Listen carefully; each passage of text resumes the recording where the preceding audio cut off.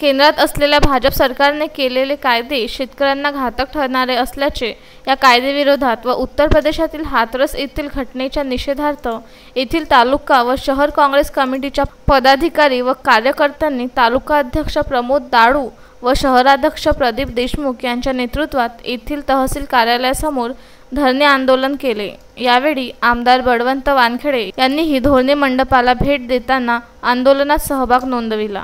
केंद्र सरकारने देशातील शेती व शेतकऱ्यांच्या विरोधात मोठे षडयंत्र रचले असून 3 काळे कायदे करून रहित क्रांती नष्ट करण्याचा कुटीव डाव रचला आहे।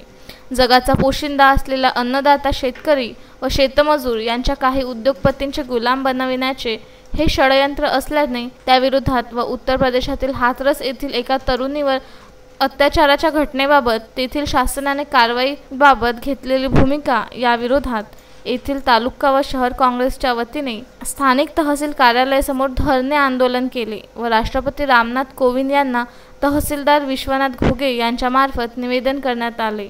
आंदोलन मंडपाला आमदार बळवंत वानखेडे यांनीही भेट देऊन आंदोलनात सहभाग नोंदविला।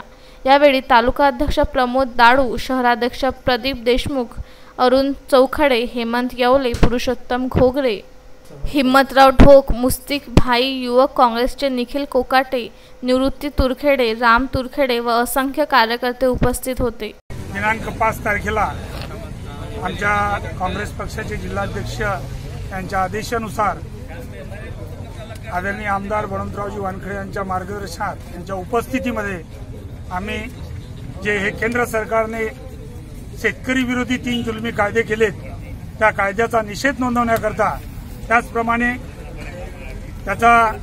ते कायदे रद्द कसे करता येतील याकरता, त्याचप्रमाणे उत्तर प्रदेशमध्ये त्या हाथरस येथील घडलेल्या दलित कन्येवरील घटनेच्या निषेधार्थ सर्व तालुका काँग्रेस कमिटीच्या वतीने एक धरणे आंदोलनाचा कार्यक्रम केलेला आहे। आम्ही तहसीलदार साहेबांना शेतकरी विरोधी कायदा रद्द करण्याकरता व त्या दलित कन्येवर झालेल्या अमानुष हत्येचा निषेध नोंदवण्याकरता, त्या अमानुष छळ करणाऱ्या लोकांवर कायदेशीर कारवाई, कठोरात कठोर कारवाई करण्याकरता आज हे धरणे आंदोलन केलेलं आहे।